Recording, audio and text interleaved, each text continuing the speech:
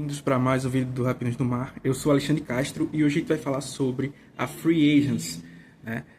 Tentar explicar tudo o que você precisa saber para não ficar por fora aí nesse período que vai começar no próximo 11 de março, tá? A Free Agents é o período em que os jogadores podem começar a assinar com outros times. Então, existe toda aquela euforia, né, sobre para onde o jogador vai, agora esse jogador era o melhor da posição disponível e agora assinou com o melhor time, coisas do tipo. Então você tem sempre aquela euforia, tem sempre aquela agonia com o seu general manager que não se mexeu ainda, né? Então, gente que elogia, gente que reclama, times que se mexem muito na free agents, times que se mexem pouco, que fazem contratos grandes, times que fazem contratos pequenos. Mas esse período começa dia 11 de março, beleza? Existem algumas coisas que você precisa saber, né, para não ficar por fora, não viajar aí quando ler algumas notícias. O primeiro é um termo chamado tempering. O que é esse tempering? Abordar jogadores que são free agents. Você tem um jogador, por exemplo, aqui, vou pegar um jogador aleatório, o Tariq Woolen. Ele é um free agent do Seahawks, tá? Os outros times, neste momento em que eu estou gravando, e neste momento que vocês estão assistindo o vídeo, não podem abordar o Tariq Woolen e oferecer contratos a ele. Por quê? A NFL quer forçar que os times que são detentores desses jogadores tenham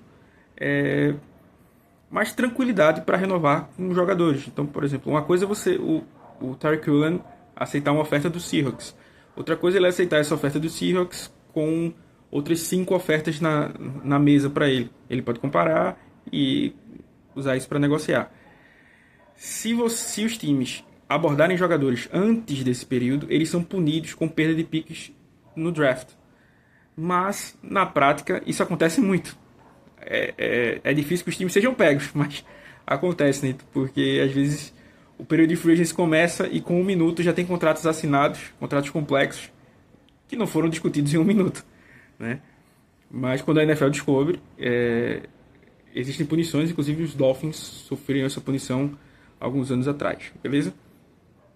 Isto posto, vamos para os tipos dos free agents. Existem 3 tipos, e esses tipos estão baseados no controle ou posse que o time tem sobre os jogadores, certo? O primeiro tipo deles é o ERFA, Exclusive Restricted Free Agent. O que é esse jogador? São jogadores que têm menos do que 3 anos de temporadas válidas, vamos dizer assim, na liga. O termo certo é accrued season. Não sei exatamente como ficaria no português, mas são temporadas em que o cara jogou 6 ou mais jogos, ficou ativo por 6 ou mais jogos, tá? Então, caras que têm menos do que 3 anos são esse tipo de ERFA, e o time tem total controle sobre ele. Você paga um valor, uma tender que se chama, e esse cara vai jogar, um valor já tabelado na liga, e esse cara vai jogar pelo seu time. Não tem chance de conversar, de discutir com os outros times. Vai jogar e é um valor baixo, porque é uma ERFA, certo? Daí nós vamos para os Restricted Free Agents, que são caras que têm exatamente 3 anos na liga, né? Dessas temporadas válidas, vamos dizer assim. E o Seahawks tem apenas 2 jogadores como ERFA, que é o Ty Okada e o George Olani. Entre os RFA, são os free agents restritos, o time pode colocar a tender também, só que funciona de um jeito diferente, tá? Você pode colocar uma tender de primeira rodada, uma tender de segunda rodada, uma tender do round original e uma tender de direito de fazer uma contraproposta, certo? Essas tenders têm valores, né? Então, a da primeira rodada é a mais cara de todas. Porém, se o time não quiser bater a proposta, por exemplo, o Drake Thomas recebeu uma oferta de Miami, tá? E o Seahawks colocou uma tender de primeira rodada nele. Se o Seahawks não quiser bater essa oferta, Miami tem que pagar uma primeira rodada para o Seahawks, né? Ou segunda rodada, ou o round original em que o cara foi draftado, né? Isso é uma coisa que raramente acontece, tá?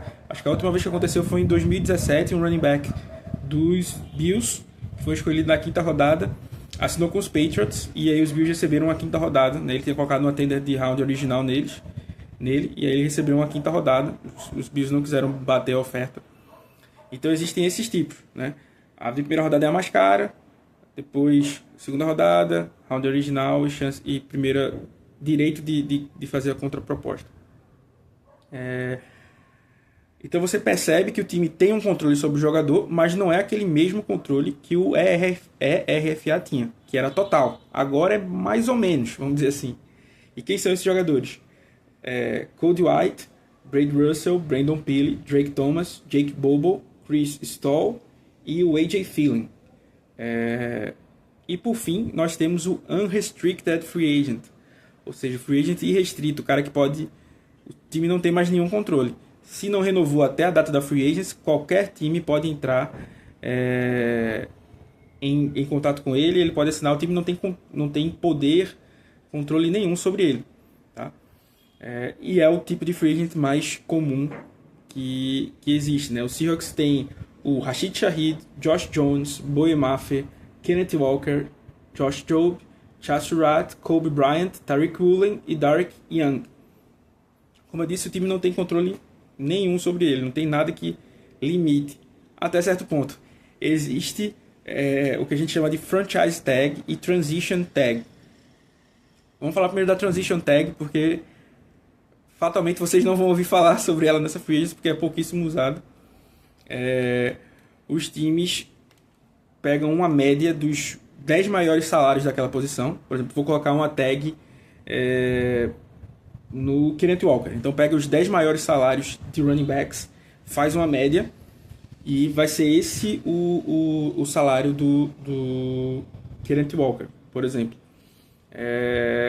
Se ele optar por sair para o time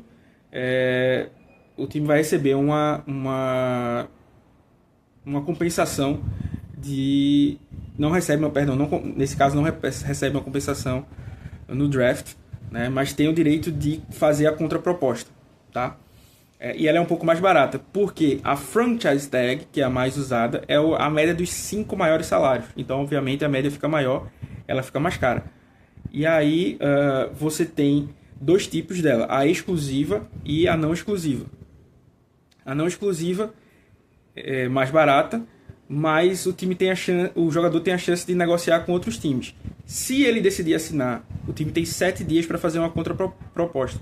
Se não fizer, ele recebe 2 escolhas de primeira rodada daquele time. Então é muito raro que isso aconteça. E tem a exclusiva, que é mais cara, porém o time fechou, o cara vai jogar por aquele time, os outros times não podem conversar, abordar de forma alguma.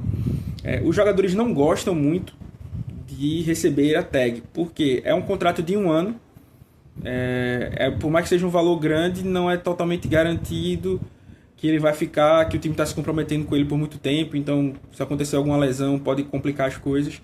Então os jogadores normalmente não gostam de receber a tag. Já tiveram casos, o jogador pode receber a tag 3 vezes seguidas. O Kirk Cousins aconteceu isso com ele lá nos Commanders, que na época era Redskins. Não chegaram no acordo, eles não queriam perder o Kirk Cousins, colocaram o franchise tag, depois colocaram de novo, e assim que seguiu. Então, os jogadores normalmente não gostam, né? Às vezes ameaçam não jogar, coisas desse tipo.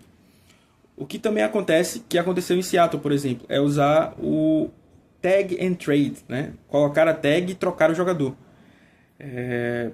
Por exemplo, os Chiefs fizeram isso com o Seahawks pelo Frank Clark, lá em 2018. Os Seahawks colocaram a tag e trocaram ele para os Chiefs. Mas por que eu vou fazer isso? Se o Frank Clark vai ser um agente livre, os Chiefs poderiam ir lá e assinar com ele. O que acontece? Fazendo a troca, os Chiefs têm a garantia que ele está indo para os Chiefs, né? Por exemplo, ele sendo um agente livre restrito, ele pode assinar com qualquer um, com os Chiefs ou com qualquer outro, né? Então, alguns times fazem esse tipo de negócio. Então, antes que a free agency comece, que receba propostas, eles conversam lá com o time e fazem essa troca, né?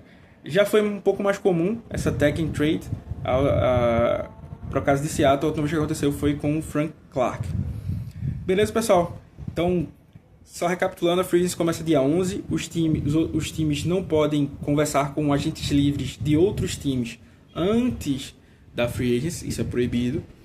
Os 3 tipos de Free Agents estão ligados ao poder ou controle que os times têm sobre os jogadores. O ERFA é um poder total, o RFA é um poder limitado e o UFA o time não tem poder nenhum sobre aquele jogador, posse nenhuma sobre aquele jogador. Beleza? As tags que existem, a Franchise Tag, média dos 5 maiores salários, e a Transition Tag, média dos 10 maiores salários. Para os RFA, existem os tipos de tender, primeira rodada, segunda rodada e o round original. E é isso. Agora eu acho que os termos vão estar mais claros aí na mente de vocês. Se você tiver dúvida, você volta aqui. Se você gostou desse tipo de vídeo mais explicativo de conceito, deixa os comentários aí. Se alguma coisa você não entendeu, quer uma explicação maior, fala aí nos comentários que a gente também... e sugestão de outros de vídeos desse tipo, você pode deixar também nos comentários, beleza? Um grande abraço e Go Hawks!